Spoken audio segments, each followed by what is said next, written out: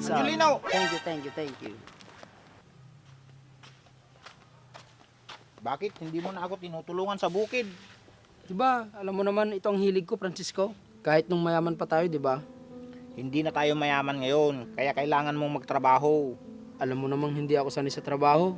Tsaka, buhay prinsipe tayo noon. Noon yun, pero ngayon, buhay pulubi na tayo. Alam ko namang hindi mo ako pababayaan eh. Bitawan mo nga ako, nakakadiri ka. Paano na lang pag nawala ako? Bakit? Saan ka pupunta? Insan, hindi ka pa mawawala. Kasi, ang masamang damo, mahirap mamatay. Bakit? Masamang damo ba ako? Ikaw ang nagsabi niyan, hindi ako. Mag-ayos-ayos ka nga, Angelino. By the way, Insan, may ulam na ba tayo? Meron. Isang tuyo. Mamili ka doon. Isang tuyo? Anong pagpipilian ko doon? Mamili ka kung kakainin mo o hindi. Ikaw naman, Insan. Siyempre, kakain ako. Yun naman pala eh. Siya nga pala. Darating na daw ang amo natin. Ah, yung matandang chick boy? Oo. Kaya mag-ayos-ayos ka. Nako, magyayabang na naman yun tungkol sa mga babae niya. Basta, sakyan na lang natin yung kayabangan niya. Sabi mo eh, magkantahan na lang tayo. Sige. Papi baby bobo, papi baby bobo.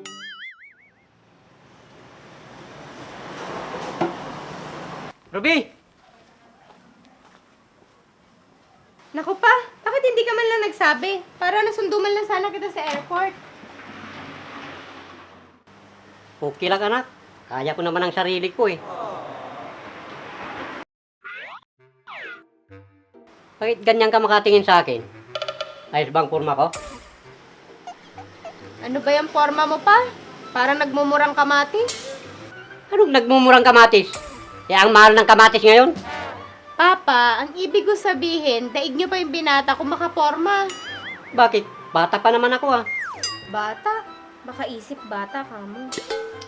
Hayaan mo na akong ganito anak. Para makaakit pa ako ng babae. Tanda-tanda nyo na, mahilig pa rin kayo sa babae. Eh yun lang naman ang libangan ko eh. At isa pa, marami pang nagkakagusto sa akin anak.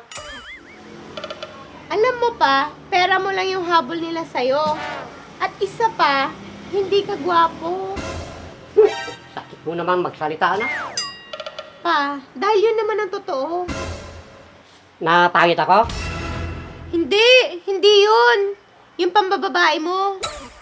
Tama na nga yan. Kadarating ko pa lang. Pinapagalitan mo na ako. Magtino ka na kasi, Papa.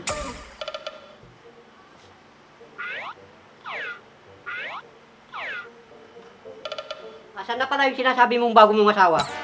Ay, umuwi po sa kanila, Papa. Bakit siya umuwi? Ayusin daw po yung negosyo nila. Negosyo. Kung ganun, mayaman siya. Oo naman, Papa. Eh, kailan babalik? Sa susunod na linggo.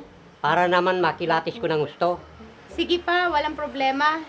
Eh, sina Franz at Anjo, nakita mo na ba? Oo pa, ng isang araw. Mapuntahan ko nga sila mamaya. Bakit naman pa? Kararating mo lang, aalis ka na naman. Magpahinga ka muna. Kakamustahin ko lang yung mga tanim nating palay.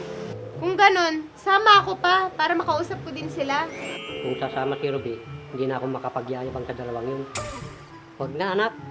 Bakit naman pa? Hindi na anak. Ako na lang pupunta mamaya. Tara na, sa loob. Sige pa, namakain na rin kayo.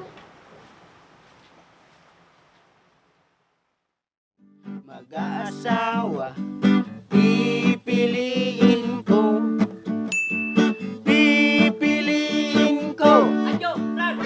Anak ng boksingero.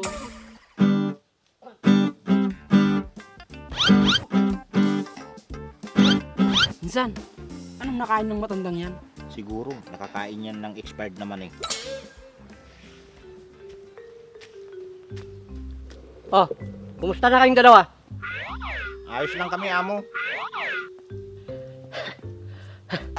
Eh, yung mga palay natin, kumusta naman? Malalaki na, amo. Ayos ang pormahan natin ngayon, amo ah. Siyempre naman, batang-bata tayo eh. Batang-batang uisip bata. May sinasabi ka, Franz? Wala po, amo. Ang sabi ko, gwapong-gwapo kayo dyan sa pormahan nyo. Talaga, Franz? Oo naman, amo. Di ba, pinsan? Oo, boss. Siguro, marami na naman kayong naging babae sa pinuntahan nyo. Huwag kang maingay. Baka may makarinig. Kaya nga, insan. Alam mo namang habulin ng babae itong amo natin eh. Ay, naku. Maliit na bagay lang yan. Believe na talaga ako sa inyo, amo. Iba talaga pag gwapo pinsan ano? Habulin talaga ng babae. Di ba, amo? Oo naman, Franz. Mauna na ako. Napadala ako at kinumusta ko kayo. Sige po, amo.